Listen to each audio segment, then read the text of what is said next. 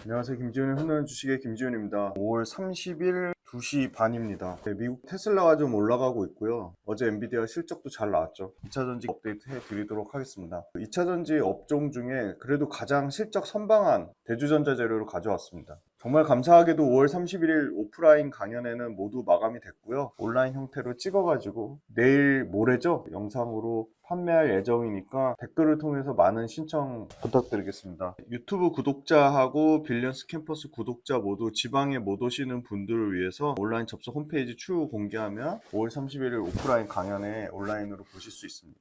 일주일만 모집한다고 하고요. 다음 주 월화 중에 마감될 것 같습니다.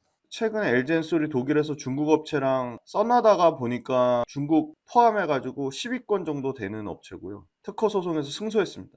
LG엔솔이 전 세계 배터리 업체 중에 가장 많은 특허권을 가진 기술력으로 치면 CATL보다 훨씬 앞서 있다고 보고 있고요. 엔캠이 CATL 공급망 진입 본격화한다. 핵심 밸류체인 기업을 중국 기업을 인수를 추진하는 것 같아요. 머스크에는 웃고 GM에는 우는 한국 배터리 업계. 1조 1000억 유상증자 앞두고 포스코 퓨처엠 엄기천 사장을 포함해서 전 임원의 자사주를 사들인다고 하고요. 포스코 퓨처엠 1조 1000억을 전부 다 말씀드리지만 주주들한테 유상증자를 때리는 게 아니고요. 이 중에 5,900억은 최대 주주인 포스코홀딩스가 하는 거고요. 남은 물량에 대해서만 개인 주주들이 가져가는 겁니다. 늦추면 안 됩니다. 하나에어로는 2조 6천억 통과됐잖아요. 이제 정정신고서 낸 거에 대해서 아무 얘기가 없는데 유증도 우리나라 2차전지 미래가 걸린 거니까 금감원에서 빨리 포스코 퓨처엠이 구상흑영 생산법인 세워가지고 중국산 탈중국 중국제 쪽에 빨리 대응할 수 있도록 정부 차원에서 좀 도와줬으면 좋겠고요. 2차전지 회복에 베팅한 기업들도 분명히 있다. 유증이나 매잔이 이어진다. 삼성 SDI 포스코 퓨처엠 공장 짓고 탈중국 가속화한다고 하고 있고요. 2차전지 추세적인 반등은 아직 시기상조다. 좀 더 실적 숫자로 확인해 봐야 된다 의견이 있고요. 넥스트 트레이드에서 포스코 퓨처엠이 6% 갑자기 급등했거든요. 그게 SK온하고 포스코 퓨처엠의 완벽한 그 배터리 수직 계열화 관련된 합병 얘기가 나왔습니다. 포스코 퓨처엠이 사실 무근이라고 공시했고요. 가능성이 전혀 없는 얘기는 아니죠.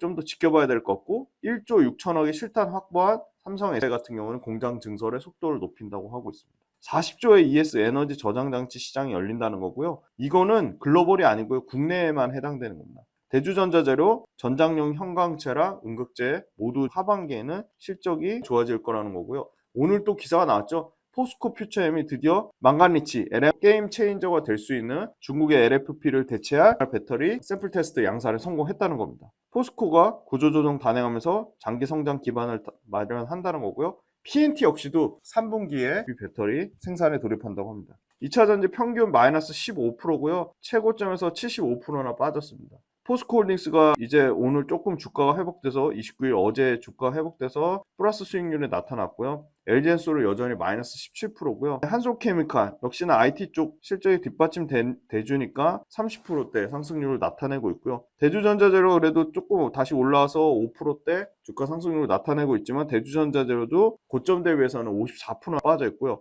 포스코 퓨처엠 역시도 마이너스 17%고요. 1월달 포스코 퓨처엠 1월달부터 5월달까지 마이너스 17%고요. 최고점에서 83%나 하락했습니다. 4월달에 유럽 전기차 누적 점유율이요. 아직도 20%가 안 됩니다. 15.3%고요. 테슬라가 4월달 마이너스 49% 판매량이 감소했습니다. 3월달에 모델 Y 주니퍼 신차가 나왔음에도 불구하고 7,261대밖에 못 팔았다는 거고요. 4월달 유럽 판매 데이터가 점점 좋아지고 있습니다. 이거 유럽과 미국 완벽하게 나오면 6월 초에 4월달 배터리랑 전기차 판매 데이터 최신 버전 업데이트 해드리도록 하겠습니다. 4월달에 총 전기차 27.8% 증가해가지고요. 18만 4,685대를 기록했고요. 독일이 53.5%나 증가했고요. 스페인이 78% 증가했고 이태리가 108% 증가했습니다.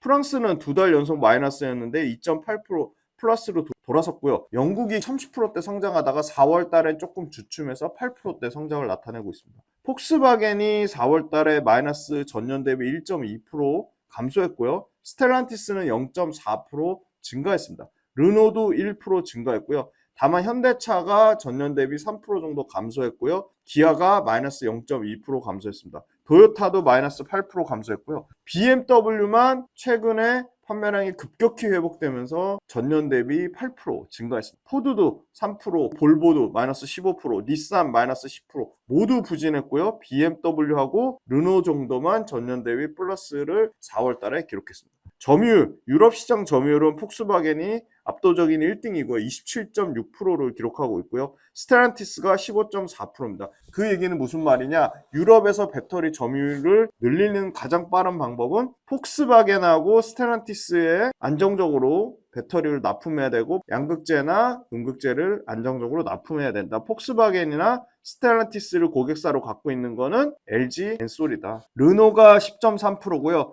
현대기아차가 다시 8%대를 회복하면서 8.3%로 4등에 유럽 전체 시장에서 4등에 올랐습니다. 네, 대주전자재로 유일하게 굉장히 실적 선방했습니다. 1분기에 매출 540억으로 전년 대비 17% 증가했고요. 영업이익 48억으로 컨센서스 58억보다는 대략 한 15% 정도가 컨센이 미스가 났습니다. 그래도 영업이익 48%는 전년 대비 5% 정도 빠진 수준으로 한 자릿수 정도 빠진 거기 때문에 선방했다고 보고 있고요. 실리콘 음극재 왜 이렇게 어닝 컨센서스보다 15% 정도 미달났냐? 실리콘 음극재 기존의 주력인 아우디 이트론과 포르쉐 모델에 대한 판매 둔화 부분이 있었습니다. 재고 조정 부분도 있었고요. 실리콘 음극재는 부진했지만 형광체는 고객사 재고 축적 수요 때문에 역대 최대 매출인 134억을 기록했습니다. 수익성이 전반적으로 떨어졌고 1분기에 가동률도 하락했습니다. 실리콘 음극재 투자에 따른 고정비 부담이 상승했습니다.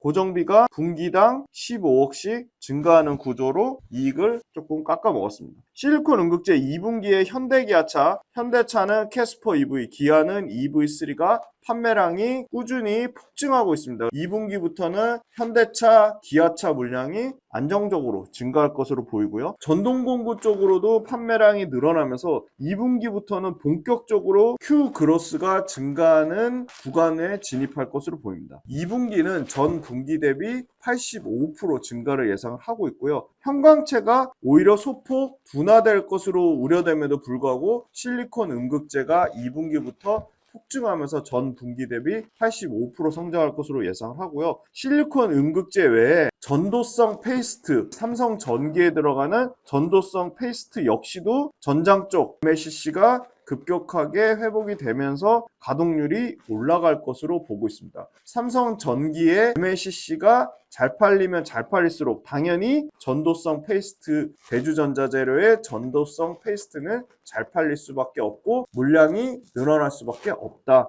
전방업체들의 재고 조정 당연히 영향을 받았고 전기차 관련된 밸류체인들의 투자 속도 조절 때문에 대주전자재료도 1분기에 실적을 선방했고 작년 실적도 최상단의 가장 선방한 그룹 중에 있었음에도 불구하고 주가가 고점 대비 54%가 박살이 났었습니다. 상반기 1월달, 3월달까지만 해도 주가가 굉장히 빠르게 회복돼서 가장 좋았는데 4월달부터 박살 났습니다. 바닥권에 있고 전기차 수요 둔화의 우려를 대주전자재료도 받았습니다. 다행히 대주전자재료는 아직까지도 실리콘 음극재의 전체 매출과 이익에서 차지하는 비중이 30%밖에 안 되고 한솔케미칼이나 여타 다른 솔브레인 업체처럼 IT의 비중이 있기 때문에 쉽게 말해서 LG 전도성 패스트 자동차 전장 쪽에 매출 비중이 있기 때문에 그쪽에서 실적을 벌크업을 해줬습니다. 형광체와 전도성 페이스트 고분자재로 모두 안정적인 실적을 작년에도 나타냈고 올해도 형광체와 전도성 페이스트 쪽에서 안정적인 실적을 커버 쳐줄 것으로 보고 있습니다. 실리콘 음극재가 퀀티티, 차량 대수도 늘어나고 들어가는 함량도 늘어나는 것은 팩트입니다. 신규 차량에 대한 탑재가 지속적으로 늘어나고 있고요. 기본도 안 돼 있는데 투자하시는 분들이 저는 90% 이상이라고 봅니다. 제가 오프라인 강의 다니면서 정말 많이 느꼈던 게 2차전지를 투자하는데 제품이 어디로 납품하는지도 몰라요. 1년 매출이 얼마 되는지도 몰라요. 일반인 투자자분들이 단기적인 변동성을 취해서 그날그날 주가의 흐름이 세거나 이슈화되는 종목들을 할 경우에 성공 확률이 떨어집니다. 우리는 가장 효율적인 투자 전략과 어떠한 기업 발굴, 산업 발굴을 그때그때 시의성 있게 하기 위해서 운동 모델을 만들었습니다. 함께 공부하고 함께 전략을 짜가면서 적절한 수준의 이론과 우리가 꼭 필요한 부분의 이론 잘 결합하고 그거를 실전 투자 전략에 연결지어서 메가트렌드 산업에 투자하려고 합니다.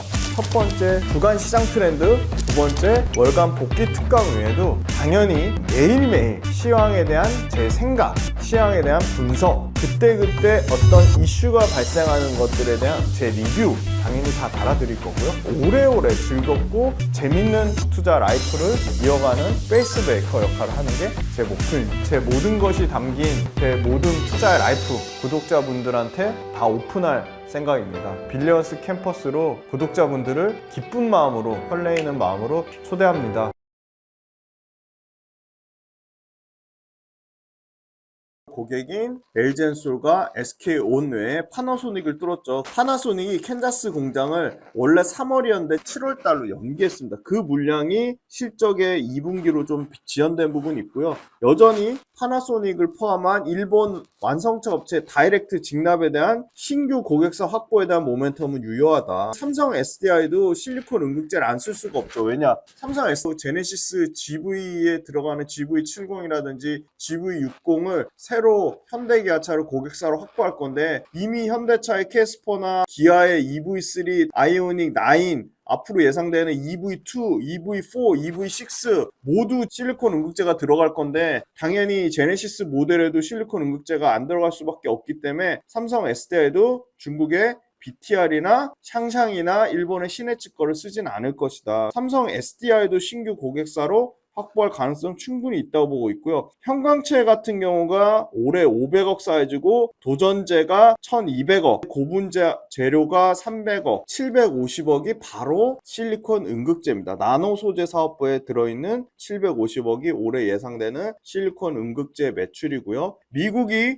4월 달에 판매량이 5% 감소했는데 특히 1등인 테슬라가 마이너스 13%나 감소했습니다. 테슬라가 유럽과 미국 시장에서 양쪽에서 다 터지고 있습니다. 불안하다. 유럽에서 EV2나 EV6 신규로 EV4까지 앞으로 기존 EV3 신규 시리즈 EV4 이거 위장막 덮어놓고 돌아다닌다고 하는 것 같고요. EV2나 EV6도 기대를 하고 있다. 테슬라 북미로 납품하는 파나소닉 2170이 취소된 게 절대 아니고 관계자가 밝힌 거는 공급에 대한 출하 시점을 조정한 거다. 파나소닉 2170 안 나가는 게 아니고 공급 일정만 조정한 거라고 밝혔고요. LG엔솔이랑 스텔란티스 물량은 올해 하반기에 공급할 줄 알았는데 내년으로 연기된 측면이 있다. 이런 부분이 다 주가를 깎아 먹었습니다. 형광체 사업부는 LED나 디스플레이나 자동차 조명에 들어가는 발광 물질을 말하는데 이 형광체를 재미난 건 BYD 쪽으로 납품하면서 형광체 물질이 BYD 매출이 폭증했습니다.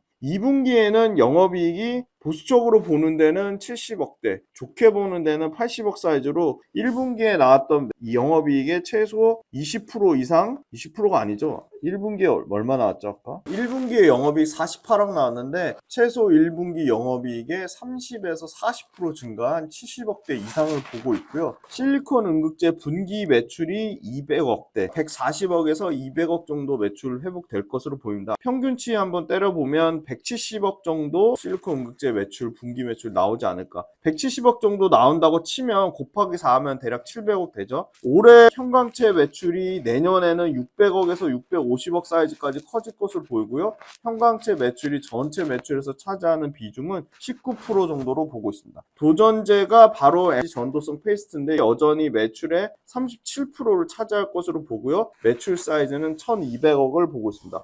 고분자 재료 쪽이 350억이고요. 나노 재료 쪽이 실리콘 응급제인데 연평균 매출 성장률 보수적으로 잡아도 40% 이상이 45%를 보고 있습니다. 나노 재료 쪽이 26년에도 매출 성장률 전체 매출에서 차지하는 비중이 32%를 보고 있고요. 여기 조금 더 러프하게 좋게 보는 데는 전체 매출의 40%대까지는 분명히 올라올 거다. 올해 30%대 차지하고 내년에 40%대까지 전체 매출에서 차지할 거라고 기대를 하고 있습니다. 그래야 전체 영업이익률이 훨씬 올라가기 때문입니다. 왜냐하면 전도성 페이스트보다 실리콘 응급제 영업이익률이 훨씬 높기 때문이고요. 형광체가 전장용 쪽으로 비중이 확대되고 있고 그 다음 실리콘 응급제에 대한 탈중국 니즈 가속화는 분명하다. 파나소닉 양산용이 출하는 시작이 됐습니다. 배터리 셀사가 기존의 EV3나 캐스퍼가 아닌 다른 대중 모델 탑재를 논의하고 있습니다. 대중 모델 탑재를 논의하면서 당연히 Q 그로스가 더 증가할 것으로 보고요. 그 물량은 내년에 공급을 예상을 하고 있습니다. 원래 26년이었는데 1년 연기됐지만 27년에 글로벌 IT 기기용 탑재를 예상하는데, 이거 IT 기기도 충전이 너무나 중요한 이슈이기 때문에 애플이지 않을까 추정을 하고 있습니다. 실리콘 음극재 매출은 올해 670억에서 720억 대고요. 내년에 1100억인데 이거 내년에 좋게 보는 데는 1600억 대까지 올해 한 700억 대에서 2배 정도 증가할 것으로 보는 데가 있고요. 보수적으로 보는 데는 27년 돼야 1600억 사이즈가 올라올 것이라고 보고 있습니다. 대부분의 실리콘 음극재 기업들이 물리적 또는 기계적 방식으로 실리콘 입자의 크기를 줄이는데, 대주전자재료만 기상 방식의 열 증발법으로 실리콘 입자 크기를 줄이고 있습니다. 진공 상태에서 기화된 실리콘 산화물이 서브스트레이트 위에서 나노 입자로 형성하면서 6나노 이하로 감소시켰습니다. 기기나 전기차 음극재에 들어가는 실리콘의 함량을 8% 이상으로 올리는 트렌드가 나오고 있습니다. 실리콘 함량을 높일 때는 당연히 실리콘이 부풀어 오르는 스웰링 현상을 줄이고자 실리콘 입자를 나노화하거나 도전제를 섞는 게 업계 최대 관심사인데, 이쪽 기술력에 관련돼서도 대주전자재료가 글로벌 탑티어로 보고 있습니다. 46파이는 2170보다 당연히 부피가 커져서 급속 충전 성능이 떨어집니다. 충전 시간도 더 오래 걸리겠죠. 기술적 한계를 극복하고자 급속 충전 성능이나 고속 충전 성능 두 가지를 다 높이기 위해서 실리콘 함량을 높일 수밖에 없다. 이미 2170부터 46파이까지 꾸준히 실리콘 음극재가 원통형 배터리 쪽에서도 꾸준히 외형 성장을 할 것으로 보입니다. 전혀 이 부분이 부각되진 않았지만 굉장히 중요한 리튬 니켈 양극재에 들어가는 소재는 가격이 폭등했다 폭락했다가 난리 부르스를 추지만, 실리콘 소재 가격은 등락폭이 굉장히 적어서 원가 측면에서 안정적인 구조를 가져갈 수 있다. 실리콘 소재는 오히려 가격이 떨어져야 되는데 꾸준히 가격이 떨어져서 27년도에는 40불 밑에인 37불까지 떨어질 것으로 보는데, 실리콘 음극재를 대량 양산하는 대주전자재료는 기존의 시장 예상보다 더 빨리 그들만의 생산 공정의 혁신으로 원가를 절감해서 시장보다는 더 빠르게 실리콘 음극재의 원가를 떨어뜨리는 노력들을 하고 있습니다. 기술적인 난이도가 높다. 샘플 테스트 양산한다고 하는 데가 포스코, JK, 실리콘 솔루션부터 한솔케미칼, LS랑 F합작이랑 너무 많은데, SKC 실질적으로 아직도 제대로 양산하는 거는 BTR, 중국의 BTR, 일본의 시네츠와 대주전자재료밖에 없다. LG엔솔과 SK온의 파우치에는 이미 납품을 하고 있고요. 파나소닉을 통해 원통용 2170을 뛰어넘어 이제 46파이까지 확장세를 충분히 이루어질 거로 보고 있고요. 파나소닉이 중국의 BTR 거 전량 쓰다가 대주전자재료로 교체 작업을 하고 있다. 블룸버그 뉴 에너지 파이낸스에 따르면 관세 부과 시 미국 내 배터리 셀의 제조 비용이 킬로와트 시당 76달러에서 115달러까지 51%나 증가하기 때문에 파나소닉이 전량 공급받았지만 IRA 보조금 수령 조건을 전환받기 위해서 BTR에서 대주전자재료로 바꾸는 작업을 하고 있다. 그 물량은 2분기에 본격적으로 실적에 반영될 것으로 보이고요. LG 에너지 솔루션과 파나소닉이 46파이 배터리 관련돼서 공급을 협의하고 있기 때문에 LG엔솔로 들어가든 파나소닉을 들어가든 46파이 쪽에서도 실리콘 음극재의 모멘텀을 대주전자재료가 갖고 있다. 2170 대비 실리콘 첨가 비율이 당연히 올라가니까 물량이 늘어나는 거고요. 판가가 떨어지면서 오히려 공급 안정화가 좀 이루어질 거라고 보고 있고요. 유일하게 단점이라고 봤던 실리콘 음극재 비싸지 않냐 부분까지 완화될 것으로 보입니다. EV3랑 캐스퍼 EV를 넘어서 이제는 현대차의 아이오닉 3, 아이오닉 9까지 앞으로 내년 기준으로 하면 실리콘 음극재가 적용되는 차종만 10종에 해당될 것으로 보이고요. 6개월 정도 미뤄지긴 했지만 유럽 내 탑2인 스텔란티스 쪽 물량도 확대를 기대를 하고 있습니다. 가장 보수적으로 보는 데는 30%대 초반이었지만 가장 좋게 보는 데는 실리콘 음극재 매출 비중이 올해 37%, 내년에 44%에서 45%까지 확대될 가능성이 있다 보고 있습니다. 실리콘 음극재는 2026년 내년에 1,600억까지 커진다고 보는 데가 가장 좋게 보는 데고요. 현실적으로는 1,200억에서 1,300억 정도 사이즈가 나오지 않을까 보고 있습니다. 미국 상무부가 중국산 음극재에 대해서 CVD라고 하는 상계 관세를 매겼고 예비 긍정 결정이 떨어졌습니다. 반덤핑 관세 조사, AD 조사 역시도 별도로 진행 중에 있습니다. 7월 초에 예비 판정하고 11월에 최종 명령으로 발효 전망인데, 만약에 하반기에 상계 관세랑 반덤핑 관세 합산될 경우 현 음극재가 전기차 원가에서 차지하는 비중은 대략 4에서 6%인데, 전기차 5천만 원에 만약에 반덤핑 최대 920% 적용 시 음극재의 가격이 200만 원에서 2천만 원으로 10배가 급등한다. 중국산 음극재는 아예 미국에서 아예 발을 못 들인다. 상계관세 적용하면 중국 수급은 아예 불가능하다고 보고 있고요. 중국 소재 부품 의존도가 당장 올해 말부터 대폭 축소될 것으로 보고 있습니다. 포스코 퓨처엠만 해도 2020년에 포스코 퓨처엠만 해도 글로벌 음극재 6위였는데 작년 기준으로 11위까지 떨어졌습니다. 음극재 점유율이 1.3%밖에 안 되기 때문에 최소한 10%대까지 10배 이상의 성장을 할 수 있지 않을까. 천연 음극재 역시도 7.8% 점유율밖에 안 됩니다. 상계 관세 플러스 반덤핑 관세 적용 대상으로 나온 후저우 카이진이 전체 글로벌 음극재 5위 기업이고요. 상하이 샤오성이 바로 전체 2위 샹샹의 우회 수출 기업으로 추정되는 게 상하이 샤오성입니다. 후저우 카이진이나 상하이 샤오성을 날리면 현실적으로 중국 2위 업체랑 5위 업체, 중국 2위랑 5위가 전 세계 2위, 5위니까 2위, 5위를 그냥 날려버리게 되는 겁니다. 중국산 음극재가 국내보다 40에서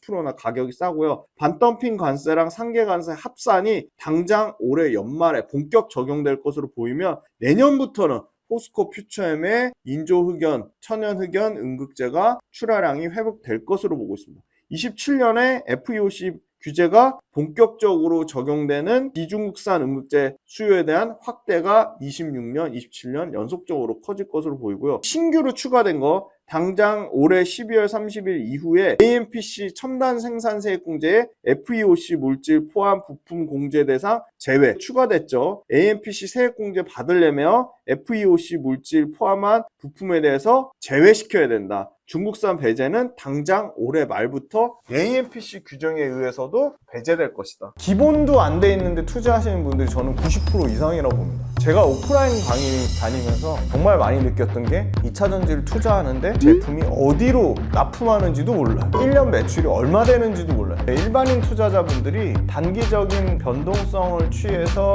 그날 주가의 흐름이 세거나 이슈화되는 종목들을 할 경우에 성공 확률이 떨어집니다. 우리는 가장 효율적인 투자 전략과 어떠한 기업 발굴, 산업 발굴을 그때그때 시일성 있게 하기 위해서 이동 모델을 만들었습니다. 함께 공부하고 함께 전략을 짜가면서 적절한 수준의 이론과 우리가 꼭 필요한 부분의 이론 잘 결합하고 그거를 실전 투자 전략에 연결지어서 메가트렌드 산업에 투자하려고 합니다. 첫 번째 주간 시장 트렌드, 두 번째 월간 복귀 특강 외에도 당연히 매일매일 시황에 대한 제 생각, 시황에 대한 분석, 그때그때 어떤 이슈가 발생하는 것들에 대한 제 리뷰 당연히 다 달아드릴 거고요. 오래오래 즐겁고 재밌는 투자 라이프를 이어가는 페이스메이커 역할을 하는 게 제 목표입니다. 제 모든 것이 담긴 제 모든 투자의 라이프 구독자분들한테 다 오픈할 생각입니다. 빌리언스 캠퍼스로 구독자분들을 기쁜 마음으로, 설레이는 마음으로 초대합니다.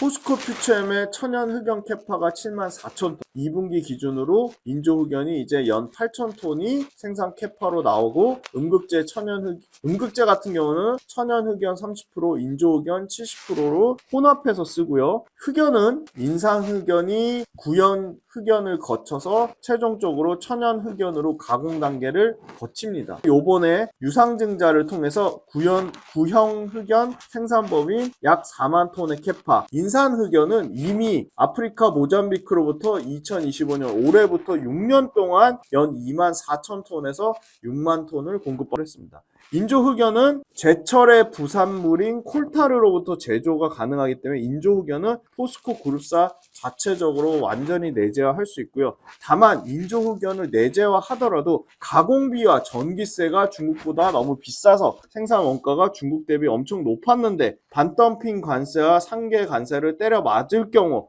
가격 격차는 급격하게 축소되고 구조적으로 실리콘 응급제를 많이 쓰일 수밖에 없는 게 충전에 대한 이슈, 고속 충전과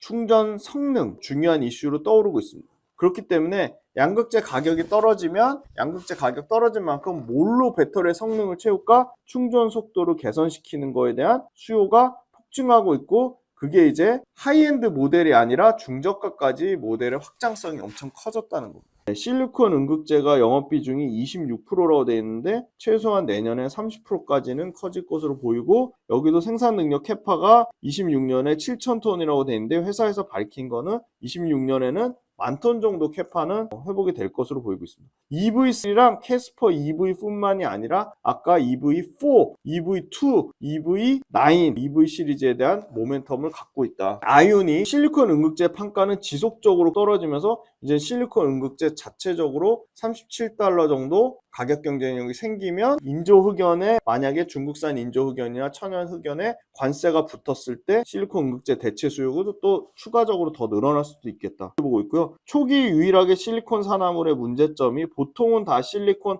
카바이드 방식인데 실리콘 산화물의 문제점이 초기 효율까지 대주전자재료만의 생산성과 기술 혁신으로 82%까지 개선시켰습니다. 26년에 10,000톤 체제가 된다고 하면 중국의 BTR과 샹샹 빼고는 탑 글로벌 캐파로도 3위권이라고 보고 있습니다. 테슬라의 모델 Y 주니퍼 가장 잘 팔릴 것으로 예상되는 여기도 실리콘 응급제가 들어가고 468의 배터리 앞으로 양산하면 거기도 실리콘 응급제가 들어가고 폭스바겐의 타이칸 EV, 아우디 이트론 GT에 이미 탑재됐고요. 앞으로 아까 말씀드린 EV2, EV4, EV9 그 다음에 아이오닉 7, 아이오닉 9 시리즈 기대를 하고 있고 현대차 같은 경우는 EV3, BMW 뉴클래스 25년도 뉴클래스 기대감이 있고요. 스텔란티스하고 포드는 1년 정도 연기됐습니다.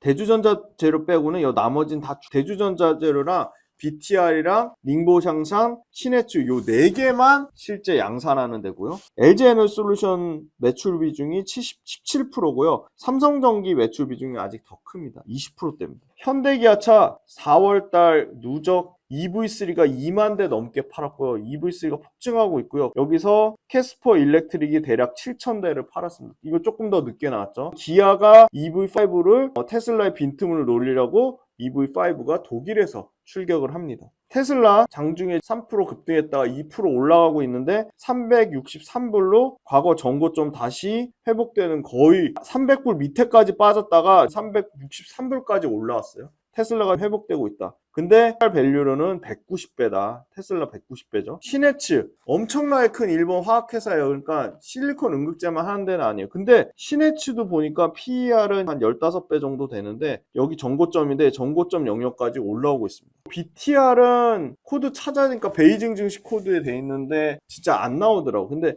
샹샹은 보니까 주가가 박살나가지고 바닥권에서 조금 올라온 정도 수준이라고 보고 있고요. 2차전지 밸류에이션 이런 에스코프로비의 말도 안 되는 밸류에이션 빼면 올해 59배, 내년에 35배 정도고요. 대주전자재료가 올해 38배, 내년에 7배.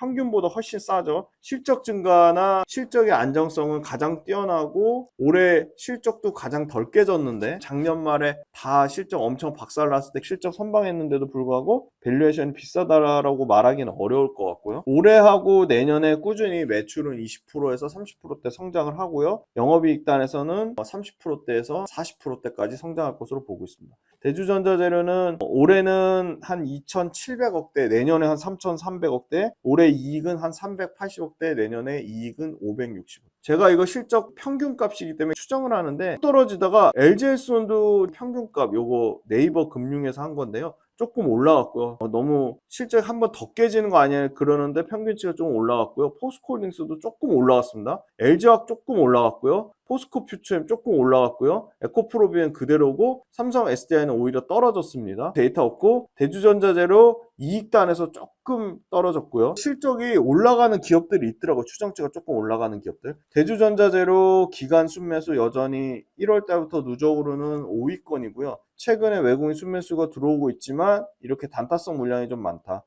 최근 수급은 이렇게 썩 좋은 상황은 아니다 이렇게 말씀드리고, 포스코 퓨처엠은 외국인이 며칠이죠. 지금 8일 연속으로 순매수하고 있다. 사모펀드랑 투신도 조금 사고 있다. 포스코 퓨처엠 최근에 외국인이 삽니다. 포스코홀딩스는 기관이 좀 사고 있고요. 외국인이 사다가 조금 파는 추세고, 연기금에 3일 연속 순매수가 들어왔다. 에코프로 머티도 외국인이 좀 사고 있고요. 기관 매수는 없고요. 역시나 바닥권, 바닥 밑에 지하실이라는 기사도 있는데, 아무튼 바닥권에서 조금 올라오는 모습. 포스코홀딩스도 마찬가지입니다. 최바닥권, 요 최바닥권에서 조금은 올라오는 모습을 보이고 있고, 포스코도 최바닥권도 깨졌죠. 바닥권이지만 그나마 이렇게 대량 거래대금이 실렸습니다. 이 과거의 역대급 거래대금보다 더 높은, 바닥권에서 거래대금 실린다는 거는 바닥권에서 더 팔려고 거래대금 실린다기보다는 살려는 매수세가 붙는 게 아닌가 보고 있고요. 에코프로 머티도 거래대금 거의 없다가 조금 거래대금 터졌는데, 에코프로 머티도 바닥권, 바닥 밑에 지하실 있는지는 전 잘 모르겠습니다. 아무튼 투자 아이디어 공부 차원으로 말씀드리는 거고, 대주전자재료 가장 높은 목표가는 12만 원이고요. 목표가 평균이 11만 3천 원인데 어제 종가가 7만 6,100원이니까 목표가 평균하고도 48%의 계리율이 있어요. 평균하고도. 최고 목표가하고 계리율은 58%, 약 60%의 계리율이 있다. 주가 측면으로는 매력적이다 보고 있습니다. 대주전자재료 1분 요약해드리겠습니다. 첫 번째, 파나소닉 물량은 연기됐지만 취소가 아니다. 파나소닉 앞으로 늘어날 거다. 왜? 파나소닉이 중국 BTR 거 못 쓴다. 파나소닉 2170 LG엔솔하고 46파이